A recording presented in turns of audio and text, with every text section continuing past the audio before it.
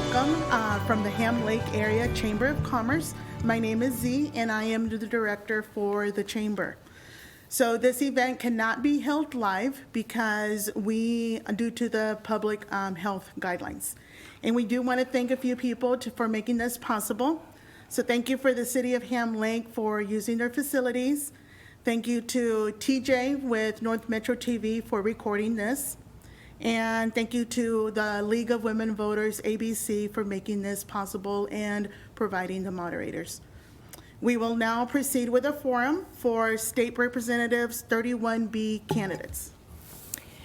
Welcome to this forum to meet the candidates from the Minnesota House District 31B. This includes part of Andover and all of Columbus, East Bethel, Ham Lake, Linwood, and Oakgrove. I'm Jerry Nelson, co-chair of the Anoka, Blaine, Coon Rapids Area League of Women Voters. I live in Champlin, so I can't vote for either one of you. The League of Women Voters does not support or oppose any political parties or candidates. The League is open to men and women 18 years and older. Go to our website, lwvmn.org, for more information. The candidates in House District 31B are Bahr and Sue Larson. We will begin with 3 questions that they received beforehand, and then that will be followed by questions that we received on our website from the public.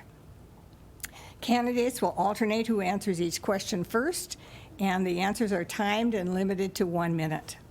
So, let's get started. Bahr, describe your background and community involvement. My background is a long-haul truck driver. The last few years I've found it necessary to do local instead of long-haul. It's a little difficult to be a legislator and go to California and be back on Monday to go to work. So I've transitioned to local. My local community involvement is pretty much just through the church. Radisson Road Baptist Church is where I attend, and legislative duties. Thank you. Sue Larson, what is your background in community involvement? Okay, I've been actually really active with the community through being a chamber member and also with seniors and disabled people, working with them. My husband and I own Central Carpet Sales here in Ham Lake. We've been in business since 1958. It's a family business. We have no employees, just him and I. So it's into that business community mode that we are. Thank you. Sue Larson, what are your qualifications for serving in the Minnesota House of Representatives, and why are you seeking this office? Well, I believe that my nursing background, I have an LPN license, have had since 1972. I believe that gives me a lot of insight on the healthcare issues, and having to take classes to keep up my license throughout the years. I take the classes that pertain to what's happening in the present so that I'm being updated. You know, I've worked with emergency management years ago when I was up in Isani County. I have actually, my site manager job right now, I work with seniors and disabled. Thank you. Yeah. Thank you. Bahr, what are your qualifications for serving in the Minnesota House, and why are you seeking this office? My qualifications, the things that I bring to the table would be for transportation as opposed to healthcare. My background's in transportation. I've been in that field for 31 plus years now. Highway 65 here in Ham Lake, East Bethel, 35, the Columbus Bridge. I mean, we have some transportation issues in this district that need to be dealt with. I could bring quite a good perspective to that. And the reason I'm seeking the office is I want to continue the quest to bring transparency to the legislative duties. Thank you. Bahr, what are your short and long-term goals for your district and or the state? The short and long-term goals are kind of the same. They play together a lot. The transparency issue is paramount. I could get into more detail, but a 1-minute answer is going to have to work here. But the short version is we at the legislature have been hiding more and more of our activities in omnibus bills, and to the point now where the last couple of terms we've gone to triumphant and a committee of 10 or a committee of 5 that do make all the decisions. Sometimes it's the governor unilaterally making these decisions, and this is not a representative government. It's not fair to the people of the district, the people of the state, and that is my paramount issue, bringing transparency so that the people of the district and of the state know what their government is actually doing. Thank you. Sue Larson, what are your short and long-term goals for your district and/or the state? Fully funded education is a top priority. I have a lot of involvement in education because I do believe that we need good education, kindergarten through college. We need the proper training for the jobs of the future as times are changing for us. We need to provide the education that is needed. Secondly, that health care. It is so vitally important. Co-pays are out of line, especially for insulin, and it just can't be. Accessibility throughout the district and affordability. And then I'm going to hit on Cal's transparency just for a little bit. I believe we need the transparency also, but I do understand that you often cannot get the whole governing unit together to do all the work. So committees are good as long as the committees are reporting to the whole. Thank you. Now let's move to the questions that came from the public. The first one, Sue Larson, if elected, what would you do to provide a healthy business climate? And describe any experience you've had owning or supporting a business. Well, for one thing, is support your chambers. The chambers are very good at putting people together. They're very good at finding opportunities for businesses to talk with each other on what concerns they have and possible solutions. And then to realize that we need business, we need entrepreneurs, we need to find a way that businesses can stay in business. And as a business owner, we know how hard it is to get the people in the door and for them to afford the product that they're purchasing. So we need to work all the way around the gamut on business. Thank you. Bahr, what would you do to provide a healthy business climate? And describe any experience you've had owning or supporting a business. As Sue is in the carpet business, a family business, I had my own trucking company for almost 20 years. So you're pretty much everything from the head mechanic to the dispatcher to the whole thing there. But so that's my experience in business. The regulatory conformity portions of that was also in my purview there. And what I would do is as much deregulating as possible. Government comes in and puts rules in place that are well-intended, but we don't see what the unintended consequences are until we start seeing businesses fall by the wayside, or we put rules in place that hamper the entrepreneur from starting a new business and competing with other businesses that are already there. The chamber is a good networking thing for businesses in the community to work together for common goals, but then the government comes along and makes it almost impossible for the chamber to actually do its work. Thank you. Bahr, data shows that rates of tobacco use have skyrocketed in recent years, primarily due to flavored e-cigarettes. High vaping rates threaten our kids' health and are disrupting learning, especially in our middle and high schools. What steps should the Minnesota legislature take to address this epidemic? Well, in the last session, we changed the vaping laws and we changed the cigarette laws, and the federal government's already acted. It's now 21 for anything. And just as kind of a follow-on to the last one with the regulatory part, it was already illegal for anyone under 18 to vape. And if you're in high school and you're under 18, you shouldn't have been vaping anyway, and there's very few 18-year-olds still in high school, maybe a few seniors. But, so there was already a regulatory platform in place that was being violated. Just a really good example of how regulations that are put in place didn't actually work.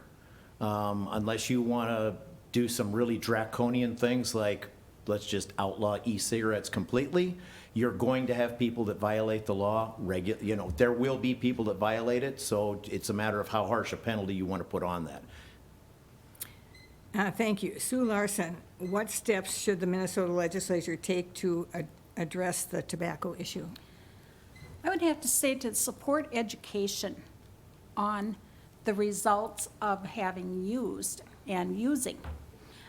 If the parents are good educated and have a good solid family background, they're going to teach their kids not to. If the kids are educated in school, and it's always good. I think of the one TV commercial with the one lady that was smoking, and she's died now. But when there's consequences and they see the consequences firsthand, kids are pretty darn smart, and I think we can build upon that more and more. Regulatory things, it's nice to have regulations, but we need to focus on education. Thank you. What do you see as the key transportation issues in our area, and how should roads, bridges, and mass transit be funded? Okay, I have been part of North Highway 65 group. I was one of the people that actually helped start it due to the traffic on Trunk Highway 65. And 65, I think, is still a nightmare. I wasn't certain about the J-turns, and I'm still not certain about the J-turns because of the accidents that have happened. And I have personally noticed that no matter what highway you're on right now, people are stepping on the gas more and more. And I don't know how we get people to slow down and be considerate, but that's a major issue. We have a lot of bridges that still need to be taken care of and other roads, so. Thank you. Cal Bahr, what do you see as key transportation issues in our area, and how should roads, bridges, and mass transit be funded? So the Highway 65 issue has got to be the top issue for this district by far. We have the government, the state government, the Department of Transportation has done multiple studies on that. They're in the middle of, I believe it's either the third or fourth study on how to fix Highway 65. So maybe we should actually do something after we're done with the study this time instead of just putting it on the bookshelf. And that, as far as I'm concerned, it should all be funded through highway taxes should be funded through the funding apparatus should be gas tax. We don't need to add another revenue stream. This is one that gets me in trouble a lot with the gas tax needs to be, I would say, indexed, but that's probably not right. But it also needs to be cleaned up because we pull mass transit dollars out of there when there's separate revenue streams for mass transit. When the highway fund is actually dedicated to all those funds going to transportation into the highways and not being siphoned off for other things, then we can look at changing the funding formula on that. But until it's actually dedicated, we need to keep that locked down. Thank you. Cal Bahr, when history looks back at the current pandemic, what do you hope will be remembered about the legislature and the role it played? It's not playing a role. That's part of the problem, and that's what I hope is remembered, that this pandemic, once the governor declared a state of emergency, the legislature surrendered its authority over any spending, any decision-making, and being a participant in how the rules that are set forth around this. The only people that have any funding say at all are the people that are on the COVID committee, and that is only a recommendation. It's not required that the government follow their recommendation.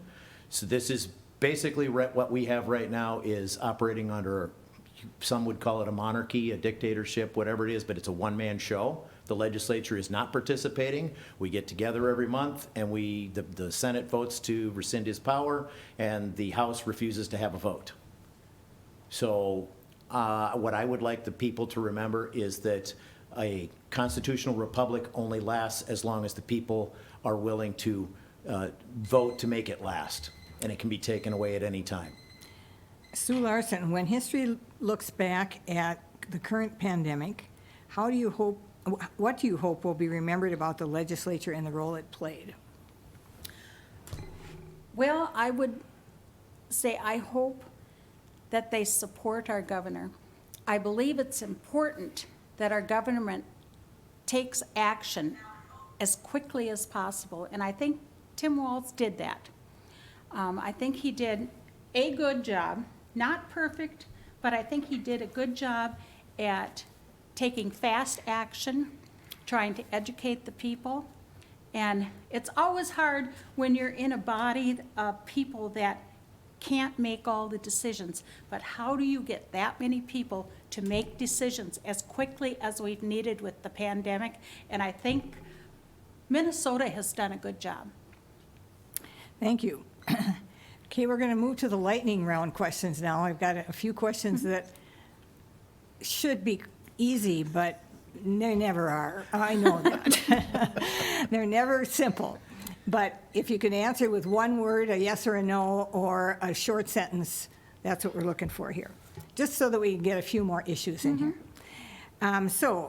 Sue Larson, do you support laws that require background checks on private gun sales and red flag laws which give law enforcement the ability to confiscate weapons from those believed to be at risk to themselves and others?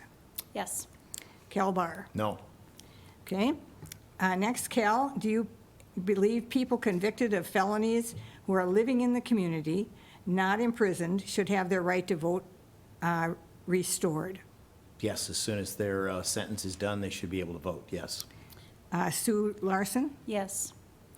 Thank you. Sue Larson, do you think the statewide police reforms passed by the legislature this summer are moving Minnesota in the right direction? I hope so. I believe in police reform needs to be done. It's at some level, but I'm not for defunding police. We need police. We need police protection. Okay, Cal Bahr, do you think the statewide police reforms passed by the legislature this summer are moving Minnesota in the right direction? Depends on which part of Minnesota. For Minneapolis and St. Paul, some of the inner city suburbs, some of the bigger suburbs, some of the reforms that we passed will have a good effect, and they will have a deleterious effect for outstate. The small departments that have 1 or 2 police officers will not be able to comply with all the extra rules that we put on them. Thank you. Cal Bahr, last one here. Which one issue do you think is most important to work on with legislators across the aisle? Transparency. And Sue Larson, which one issue do you think is most important to work on with legislators across the aisle? Funding educational opportunities across the board. Thank you. Okay, back to the other questions. Some of these came from the public too. What steps, if any, should the Minnesota legislature take to address climate change? Sue Larson, you're first. Oh, we see the effects of climate change. Everyone has to realize that there is a climate change issue. And I think in Minnesota, we have enough people that do understand climate change, that if they're listened to and we watch what's happening to our own state, it doesn't need to be the ocean, it does not need to be icebergs. We have climate change issues right in Minnesota that need to be addressed. Thank you. Cal Bahr, what steps, if any, should the Minnesota legislature take to address climate change? I think the first thing that needs to happen is you need to figure out what exactly climate change is. I mean, you mentioned icebergs. We have had ice glacier sheets here, and we have had swamps here. The earth naturally changes temperature. It's not a generational, but it is a normal earth cycle. Is this man-made or is it geological normal? We have sunspots that change the temperature on earth. There's nothing in the state of Minnesota can do to change the sun cycles. Pole shifts change the climate. There is absolutely nothing the state of Minnesota can do to affect polar shift. magnetic pole changes. So the first thing is identifying exactly what is causing this. If it's pollution, then we can have a conversation about pollution. And if it's something geological that man cannot control, then I would say prepare for either an ice age or get your bathing suit out because it might be doing some swimming. Thank you. Bahr, what can you as a legislator do to break the deadlock that seems to plague the process of passing major legislation? That goes back to the transparency issue. When you put 3 and 4 and 25 and 150 different ideas, projects, funding things, all into one bill, you will get deadlock. When you break all of those pieces out and start voting on the individual pieces separately, you will start moving things through that have bipartisan support, and the things that are contentious will be left for the next legislative cycle, because you will actually see how your legislator is voting and whether it's this is something you support, don't support. You can actually know how your legislator is on these issues. Thank you. Sue Larson, what could you as a legislator do to break the deadlock that seems to plague the process of passing major legislation? Well, I'm a believer in that if you put small groups together to discuss and make recommendations and then report to the bigger group, I think you can get a lot further than if you're taking the mass group and you're trying to get them to have the discussion and make a decision. So that's where I'm at on that. Okay. Last question before closing statements. What role do you see the Minnesota legislature playing in increasing affordable housing? Sue Larson. Oh, boy. I'm dealing with low-income people on federally subsidized housing, and they're having a hard time paying just a small percentage of their Social Security check isn't cutting it. If we look in this district and we looked at the housing, the multi-family housing and the senior housing that's being built, we can see that there's a definite demand. And we have to continue to support housing for all ages. We need to provide that housing so that our businesses have people to hire. That's a major thing, that if you can't have housing for your employees, you can't have the business. Thank you. Bahr, what role do you see the Minnesota legislature playing in increasing affordable housing? There's a lot of things the legislature can do to make housing a lot more affordable. One example is property tax reform. I talked to a builder that had a current project 2 years ago, had a project going in Minneapolis.